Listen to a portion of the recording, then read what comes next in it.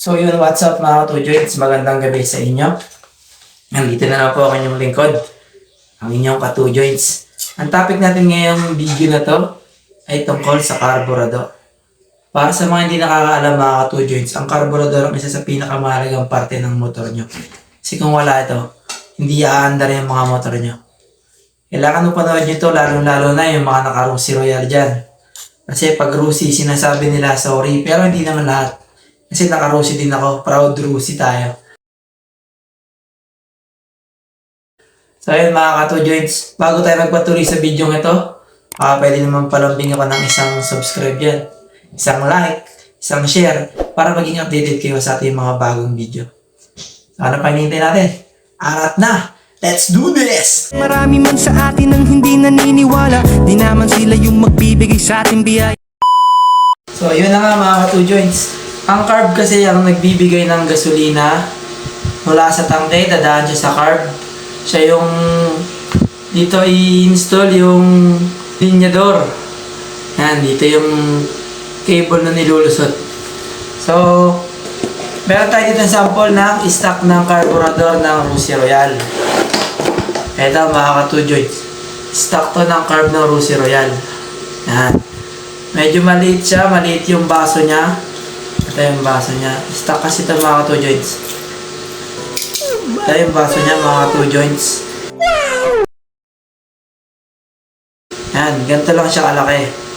Ito yung sa stock na carb. Tapos, ito yung carb na 24mm. Kung kayo yung mga naka-Rusi Royale mga ka-2joints, itong 24mm na carb, pang Alpha, TMX Alpha, Honda. Ito, sukat to sa Rusi Royale na pwede pa nating ikabit yung air cleaner natin. Kasi yung ibang carb, pag nag-upgrade ka sa stock, pa-upgrade mo yung carb, minsan hindi na sukat yung air cleaner. Kasi may mga carburetor na gustong open lang to. Ito mga ka-2joints. Ito, dito sinusuksok yung air cleaner. Ito, bumubukas ito mga ka-2joints pagka hindi naka-choke. Ayan. Ito yung choke mga ka-2joints. Ito, 24mm. Ito, sukat to dun sa ating Rusi Royale. Kasi na-testing ko na yun eh. Medyo malaki yung baso niya. Malaki talaga.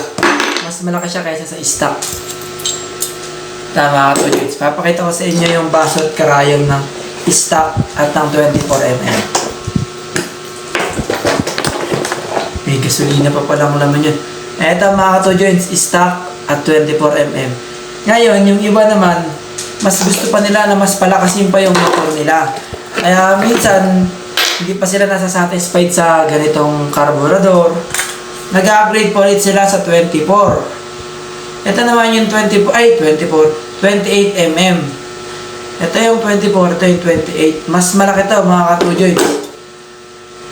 Yan. Mga ka-2joints. Ito yung baso niya. Sobrang laki. Ayan. Kanina maliit yun sa stock. Ngayon mas maliit na yun sa 24mm. Ayan mga ka-2joints. Ito yung 24mm, ito yung 28mm. Spring pa lang mga ka-2joints. Parang spring ng pellet gun. Ngayon, tatalakayin naman natin yung advantage at disadvantage ng mga carb. Siyempre, kapag maliit ang carburetor mo, ang disadvantage niya, hindi siya ganun kalakas sumatak. Pero kapag malaki naman, ang advantage naman niya, malakas sumatak yung motor nyo. Ayan mga ka-2joints. Sa maliit na carb, ang advantage niya, matipid sa gasolina. Ang disadvantage niya, hindi ganun kalakas sumatak yung motor. Nahulog yung takip mga ka-2joints. So, ayan. Tapos, kapag ka malaking carb, syempre, malakas yung motor mo, mabilis. Lalo na yung mga pang racing, pang bomba-bomba, bomba kalahati. Yan, mga ka-2joints, yung mga mahihilig bumomba. Sabi nga nung aking tropa pits, kinakantahan yung mga bago mo ako, bombahan, tapusin mo muna yung motor mong hulugan. Ayan mga awit mga ka-2joints ng mga hindi naka-open pipe. So ayan mga ka-2joints. Tapos, ang disadvantage ng malaking carb, malakas sa gasolina mga ka-2 joints. Pero kung meron naman kayong pera, meron kayong pang-suporta sa gasolina nyo, okay na rin, kahit malaki. Pero, advice ko sa mga naka-Rusi Royal, ganito, 24mm na pang Honda Alpha. Sukat to sa atin mga ka-2 joints. Medyo dun sa engine cover na plastic, magkakaltas tayo ng konti kasi bumubunggo tong palabasan ng gasolina pagka medyo lunod. Tapos yung iba naman, ang ginagawa, kahit malaking carb yung gamit nila, kahit malaking karburador, kahit 28mm, ina-adjust nila sa jettings, nagpapalit daw sila ng jettings. Pero hindi ko pa yung nasusubukan mga ka-2 joints, na magpalit ng jettings ng motor, ng karburador. Pabalik ko lang mga ka-2 joints kasi baka mawala yung mga pyesa. Mahalaga bawat pyesa nito mga ka-2 joints. Yan. Minsan yung iba nagkakamali sa pagsuksok ng carb. Kaya yung silinyador, minsan pag piniga mo, hindi maganda yung laro. Hangin. Kasi magkaiba yan mga ka-2 joints. Ayan yung kabila. Ito yung kabila maiksi. Lagi nyo itatapat siya sa pihitan ng minor. Ito, mga ka-2 joints. Ayan yung pihitan ng minor. Diyan nyo itatapat yung maiksing ukit ng baso. Tsaka nilalagay yung spring. Nilalagay nyo na yung takip. Dito natin i-install yung yung silinyador. Yan, yung cable. Sasarado nyo lang mabuti kasi kapag may singaw ito mga ka-2 joints, pwede pa nagtatiming kayo, mababago yung minor. Kahit pag may singaw dito sa gasket, dito, kailangan meron pa rin gasket tsaka liquid gasket. So, ayan mga ka-2 joints. Yun ang carb. Basta Alpha Honda 125 yun. Pasok yun sa atin. Sa mga naka-Rusi Royal. Tapos, yung iba naman nagtatanong sa lining naman ng Rusi Royal. Ito mga ka-2 joints yung stock lining ng Rusi Royal. Ito yung sa aking stock. Kasi bumili ako no ng lining ng pang NMAX. Kasi yun yung sukat.